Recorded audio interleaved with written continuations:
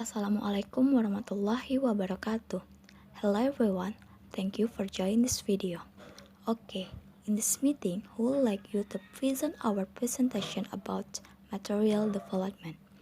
Before that, let me introduce our group. My name is Liza Maulia. I am as moderator and also as speaker 3 or the last speaker.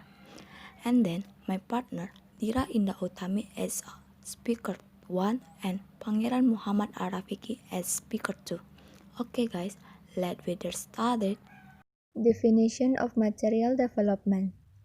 According to Pana 1995, material is subject matter that is systematically arranged with teacher and student used in the learning process. Method or other terms are very unique and specific teaching materials.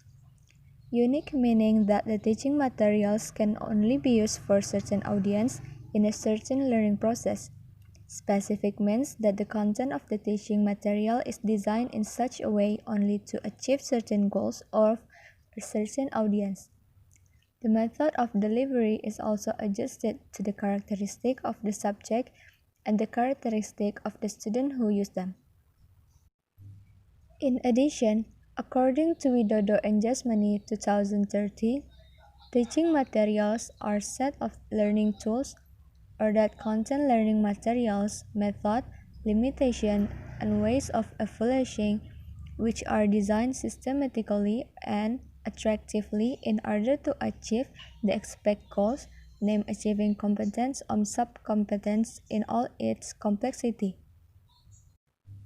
From the expert opinion, it can be concluded that the teaching materials are all materials, both information, tools, and texts, that are systematically arranged and used in the learning process.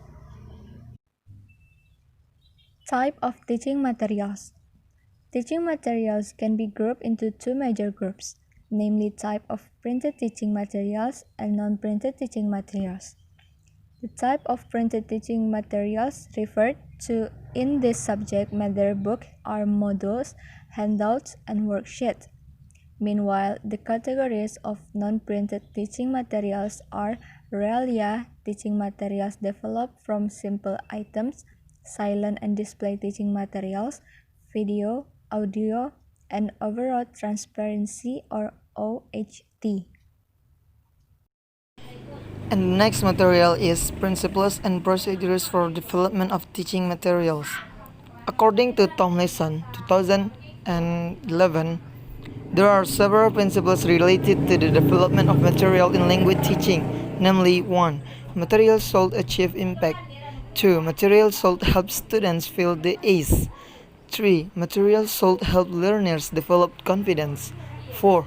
What is being taught should be specified as relevant and usable by learners. 5. Materials should require and facilitate learner self-establishment. 6. Learners must be ready to acquire the points being taught. 7. Materials should expose learners to language in authentic use. 8.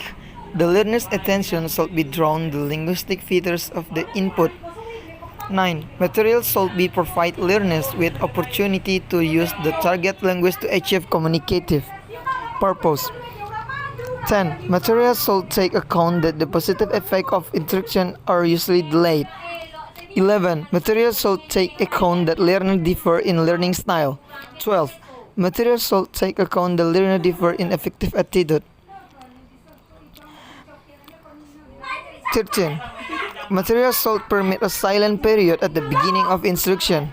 14. Materials should maximize learning potential by encouraging intellectual, aesthetic, and emotional involvement, ages simultaneous both right and left brain activities. 15. Materials should not rely on too much controlled practice. 16. Materials should provide opportunity for student feedback.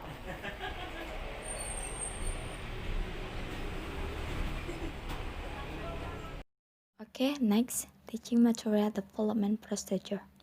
Returning to the teaching material development procedure, there are at least 5 main steps that needed to be done, namely as follows. First, analysis. At this stage, what needs to be done is to identify students' in their behavior. This is related to their level of mastery and the ability in the field of science or subject to be given. How far have students mastered the content of the subject besides that also identify their initial characteristics? This related to characteristic and demographic data of students, which include origin, age, language use, family economic background, and so on. And then next, design. After information about the behavior and the initial characteristic of student is well known, the teacher is ready to advance to next step in the development of teaching material, namely the design stage. At design stage, teachers are asked to formulate learning objectives, develop concept maps for subject, and develop an outline of the learning program. Third, development. After the creation of the analysis and design stage, the next step is to develop teaching material. Careful preparation and design is needed to develop teaching material properly. And the last, evaluation and the revision.